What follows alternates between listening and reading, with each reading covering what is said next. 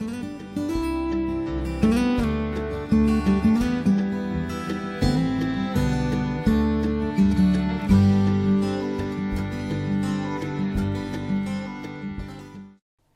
hello everyone and welcome to another episode here in the MIgardener kitchen. I hope you all are going to enjoy. This episode is going to be on a super simple basil pesto. It's a garden fresh basil pesto. We're going to be doing a few things differently than most people don't do with their basil pestos, but I don't typically do what most people do I? So we're going to be doing it fun and fresh, really simple. This can be whipped up in like 3 to 5 minutes. So if you don't make this and you say you don't have enough time to make it, you're coming up with an excuse that's not even necessary. You can, in fact, make this. This is great for when the party's kind of on their way. They say, hey, Luke, we're heading on over to your house right now. And I think, okay, I've got this.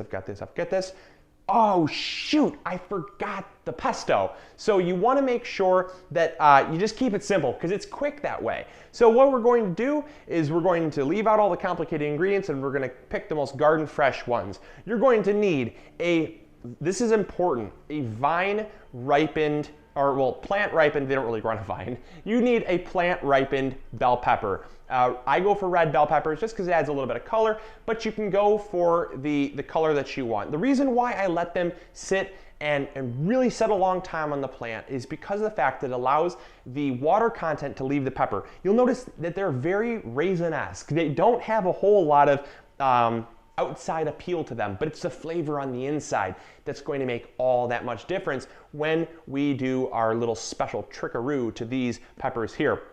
And the reason is because the water content is gone, so the sugar content, or the sugars can be condensed, making them sweeter and much more flavorful. So while they don't look appealing to the eye, they don't need to be, they're very flavorful.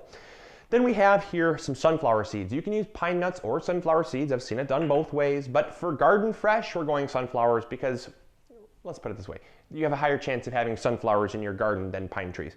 Then the next thing you have is just some extra virgin olive oil. You have a little bit of salt, and you can't forget the garden fresh basil. We literally just went out to the garden and harvested it.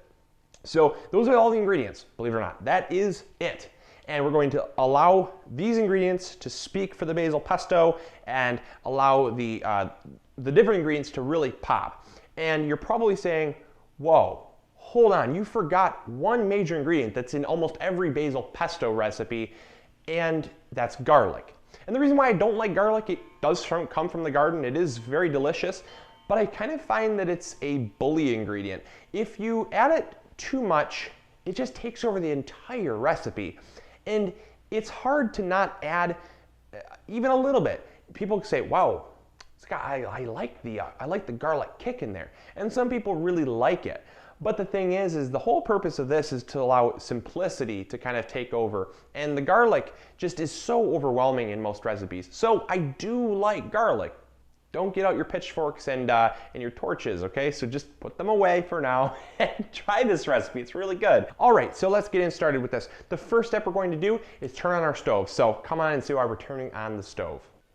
All right, so what we're going to do with the stovetop is you're going to turn it on, grab your bell pepper, just toss it right on the flame there.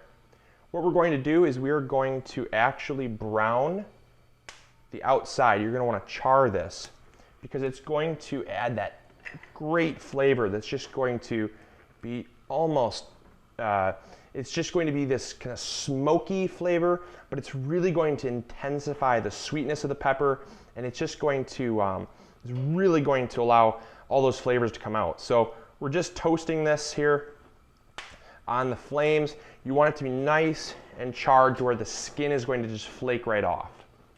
All right, so now that you've browned the pepper and taken a fork and scraped it away, you're gonna find that some of this char will stay on. That's fine, that's totally normal. You can come through here and you can pick off the rest once the pepper's cooled a little bit, and the flavor of the char will have come into the meat of the pepper. You don't really need to worry all that much about getting 100% of the char off. Just, you know, a majority of it is fine, but it's going to be fine if you can't get it all off. Okay, so now what we're going to do is we're going to cut this up. We just want about 1/4 to to about a third of it. You don't want a whole ton. But you know, you see in here this pepper, it's really loose. It doesn't got a whole lot of water content. It's very leathery, and so that's what we look for, is the fact that, you know, this pepper, it's got a lot of just great flavor here without all that water to make the pesto liquidy. So we're going to throw that in there. Then we're going to throw some of our basil in. I mean, this is simple. I mean, this is simple stuff. This is not rocket science. Throw your basil in there. We can throw some more in later once we put it down. Once we grind it down, throw in your sunflower seeds. Put in a little bit of oil. Don't use the whole thing. Do not use the whole thing, because you're going to add it as you need it. Sometimes you need a little more, sometimes you need a little less. So it's best to just add it as you go, so you can say, okay, I need more. Not, oh my goodness, I added way too much, because that's definitely not good either. All right, so now what we're going to do is just put the lid on. We're just going to pulse it till it becomes like pesto.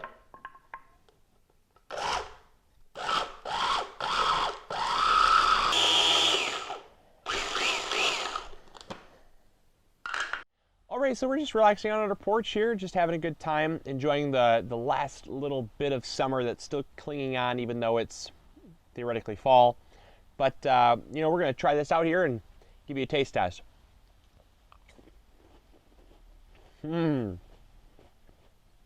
It's good. Oh, I love that.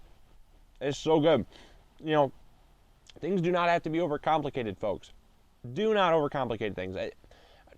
I try to express this to anyone that I talk to about gardening or cooking.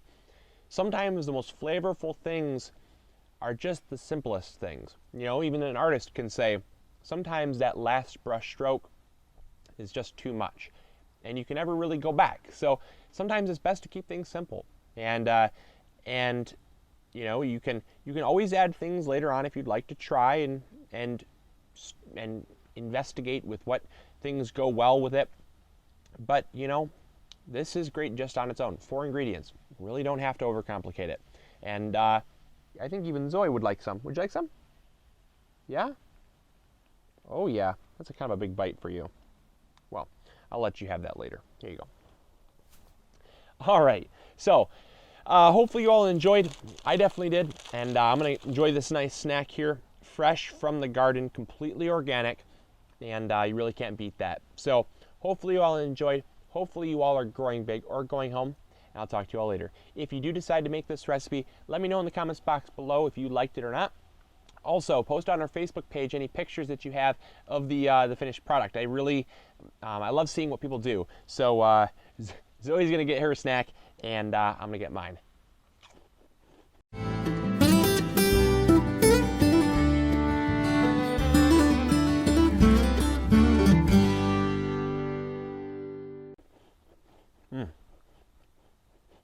It's good, isn't it? That's good. All right, see you guys later. Bye.